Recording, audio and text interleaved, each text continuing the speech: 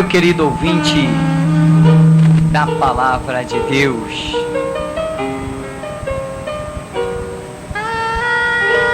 uma das coisas comuns ao final dos capítulos dos Evangelhos, Mateus, Marcos, Lucas e João, uma das coisas comuns é a comissão que Jesus faz, estando ali junto com os seus discípulos, a ordem que ele dá. E esta ordem é a que nós vamos ler em Mateus 28, 18. Mateus 28, 18 diz assim, tem como subtítulo a grande comissão. Jesus, aproximando-se, falou-lhes dizendo: toda a autoridade me foi dada no céu e na terra. Ide, portanto, fazei discípulos de todas as nações, batizando-as em nome do Pai, e do Filho, e do Espírito Santo, ensinando-os a guardar todas as coisas que vos tenho ordenado, e eis que estou convosco todos os dias, até a consumação dos séculos. Isto vai ser notório nos demais livros chamados Evangelho, nos 4 livros que compõem o chamado Evangelho, as boas novas de salvação do Senhor Jesus para as nossas vidas. E nós podemos perceber logo de cara a revelação que Jesus Cristo dá do Pai, do Filho e do Espírito Santo, mais uma vez desmentindo certas doutrinas que tem por aí. Mas o que eu quero atentar com você nessa hora que nos é permitida, que Jesus diz: ide e batizai, e ele diz: ensinando-os, os discípulos, vocês vão fazer assim, ensinando a guardar o que eu tenho dito, a guardar todas as coisas que eu vos tenho ordenado. E eu estou com vocês todos os dias até a consumação dos séculos. Meu querido, a Bíblia, ela concorda como um todo. E Jesus, de uma maneira tão tremenda e tão sábia, manda os discípulos apenas com palavras. E Jesus, certa vez, ele disse: olha, não cuideis que vim trazer paz à terra. Não vim trazer paz, mas espada. E muitos poderiam se assustar dizendo: que isso? Jesus veio trazer espada? É isso mesmo que está escrito lá em Mateus. Mas quando nós analisamos as simbologias bíblicas, vemos tão somente que Jesus está dizendo: eu vim trazer palavra. Mas é claro que a palavra de Deus opera a morte, a condenação, e opera a vida, a salvação. Então espada é um utensílio de defesa, de morte, de vida, conforme for o seu uso. Então Jesus, na verdade, resumidamente, estava simplesmente dizendo: eu vim trazer palavras de vida, paz. Mas é claro, esta palavra também tem que se transformar em palavra de guerra, de luta, porque assim como perseguiram a Cristo, perseguirão a todos aqueles que verdadeiramente guardam a sua palavra.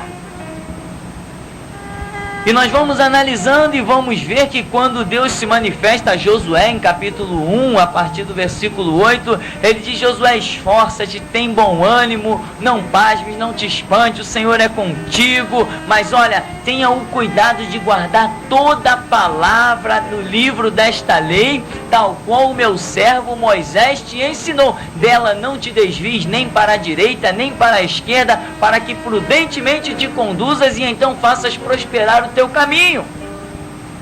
O Salmo número 1 vai dizer: bem-aventurado que medita de dia e de noite pois será como a árvore plantada junto a ribeiros de água, dá o seu fruto na estação própria, as folhas não caem, tudo quanto fizer vai prosperar. E o Salmo 119, 105 vai dizer que lâmpada para os meus pés é a tua palavra e luz para o meu caminho. E o Salmo 119 também, a partir do versículo 97, vai dizer que sou mais prudente, sábio do que os velhos, porque guardo a tua palavra. E Oséias 4:6 vai dizer que o meu povo está sendo destruído porque lhe falta o conhecimento. Porque tu rejeitaste o conhecimento, também eu te rejeitarei a ti, e também rejeitarei os teus filhos. Oséias 6,6 vai dizer, porque eu quero misericórdia e não sacrifício, e o conhecimento de Deus mais do que os holocaustos. Ora, o que Deus quer é conhecimento dele. Por isso o Senhor Jesus, aqui como lemos em Mateus 28:18, diz para o povo, olha, vai, faz discípulos ensinando a guardar o que eu tenho ordenado. Ou seja, Deus desejou dar à humanidade o conhecimento de si. E quem mais tinha tanto esse conhecimento do que não o seu próprio Filho unigênito, aquele lá do seu seio? Então este que conhecia de si, Deus enviou-o à terra para trazer o verdadeiro, real conhecimento de Cristo Jesus.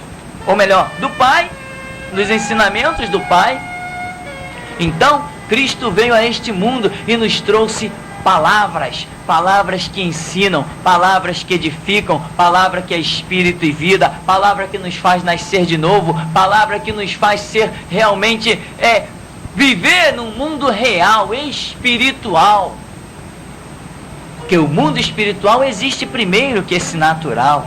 E o mundo espiritual é eterno, mas o que vemos hoje é passageiro. O céu e a terra passarão, disse Jesus, mas as minhas palavras não, essas não passarão, essas são eternas. Essas revelam um conhecimento do Pai, estas revelam um caráter do Pai, estas revelam a glória do Pai. Meu querido, nós vivemos num mundo de guerra,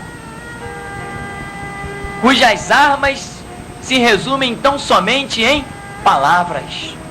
Isto, na verdade, é toda a batalha espiritual que possamos resumir, porque se você dar ouvidos às boas palavras da Bíblia, você venceu a batalha espiritual e triunfará. Mas se você der ouvido às palavras deturpadas dos lobos devoradores, dos falsos que há na sociedade, com capa de ovelha, você perdeu a batalha espiritual, você vai ser tragado pelo mal. Então, tudo se resume em palavras. Nós vivemos num mundo de guerra. Guerra cuja arma é palavra. Por isso Jesus disse, não cuideis que vim trazer paz, vim trazer espada. E Hebreus 4:12 vai revelar que a palavra de Deus é mais penetrante que qualquer espada afiada de 2 gumes. Penetra a divisão da alma, do espírito, juntas e medulas, e é apta para discernir as intenções do coração. Jeremias 1:12, Deus vai dizer que vela sobre a sua palavra para cumprir. Em João 15:3, o Senhor Jesus vai dizer, olha, vós já estáis limpos pela palavra que vos tenho falado.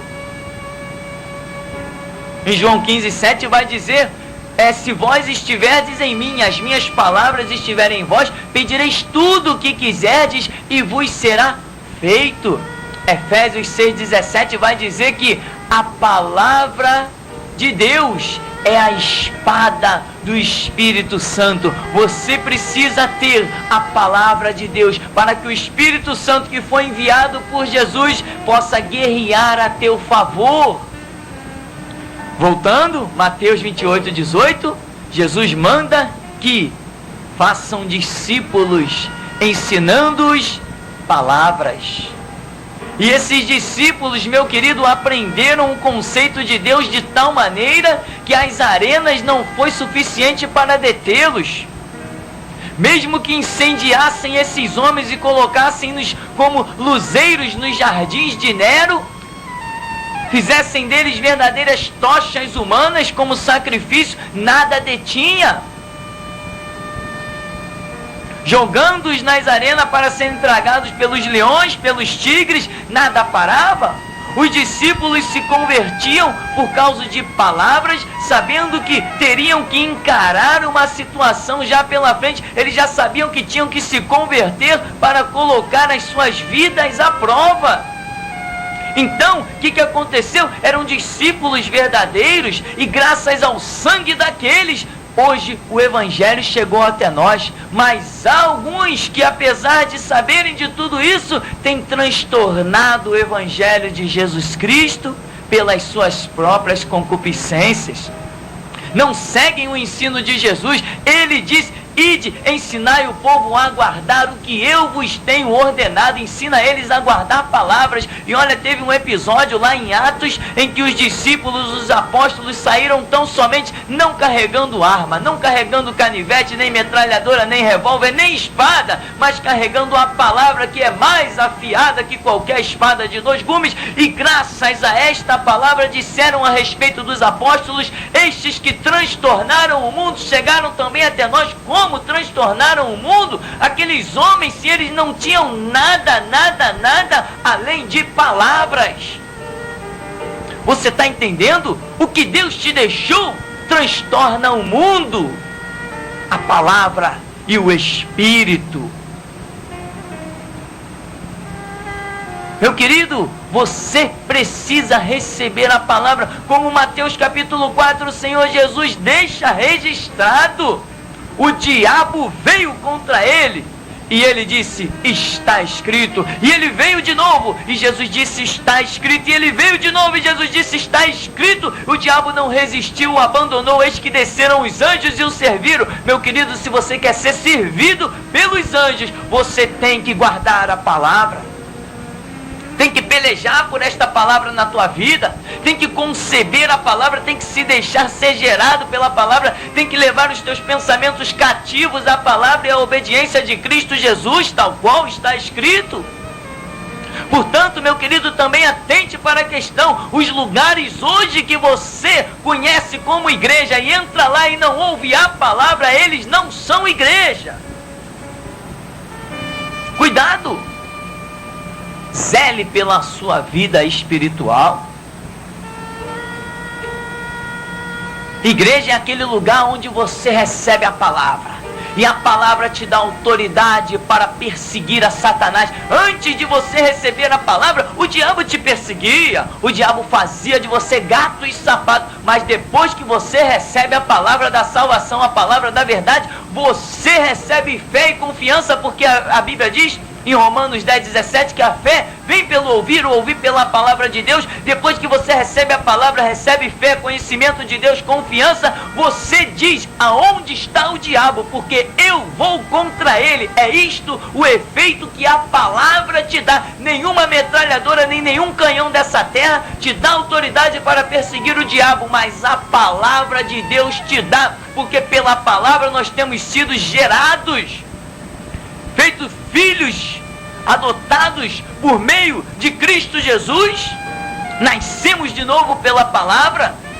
Por isso Jesus diz: necessário vos é nascer da água e do Espírito. Água é o símbolo da palavra. Há um rio cujas correntes alegram a cidade de Deus, o santuário da morada do Altíssimo. Se você tem verdadeiramente a palavra, você tem autoridade para pisar na cabeça da serpente. Mas se você teme ao inimigo, você ainda não recebeu a palavra. E vai perecer? Claro que vai perecer. Ninguém que não tenha a palavra poderá ficar de pé. Elias tinha a palavra. Precisou atravessar um deserto. No meio do caminho parou, deitou e dormiu. Não tinha o que comer, não tinha o que beber. Mas daqui a pouco alguém lhe tocou no lado. E ele despertou. E quando olhou, era um anjo. E o anjo disse para ele: aí Elias, come, bebe, porque longa é a tua caminhada. E com a força daquela comida caminhou 40 dias e 40 noites sem parar, e chegou ao monte de Deus, a Horebe. Meu querido, os homens que têm a palavra são sustentados por Deus. Quem tem a palavra não morre de fome. Quem tem a palavra não fica na estrada abandonada. Deus não abandona a sua palavra. E se a palavra de Deus está dentro do teu espírito, tu vencerás. Mas cuidado aonde você anda congregando. É responsabilidade nossa te alertar quanto a isso. Você precisa congregar num lugar onde a Bíblia, como palavra de Deus, seja a que tenha primazia, e onde os homens que estão atrás daquele púlpito ousem dizer que apostam a vida na Bíblia como palavra de Deus, porque é isso que a Bíblia é, a boca de Deus na terra. Você está entendendo, meu irmão? Porque nós não estamos aqui pregando para lideranças que já se corromperam e se profanaram, mas nós estamos pregando pelo zelo da tua vida. Você que é o pequenino na igreja, você que precisa crescer espiritualmente, mas tu não crescerás sem a palavra. Não adianta te darem outras coisas, porque o que Jesus determinou para o teu crescimento, para a tua vida, para a tua vitória, para que tu entre na glória de Deus, foi tão somente palavras, pois está escrito em Deuteronômio: aquele que guardar os meus mandamentos terá vida por eles. E Jesus disse: se vós me amardes, guardareis os meus mandamentos, porque aquele que me ama é amado do meu Pai. Eu também o amarei e me manifestarei a ele. Você precisa receber a manifestação de Cristo, mas Cristo se manifesta na pessoa do seu Espírito somente sobre a vida daquele que tem a palavra. Isto é o que está profetizado lá no princípio. No princípio criou Deus os céus e a terra.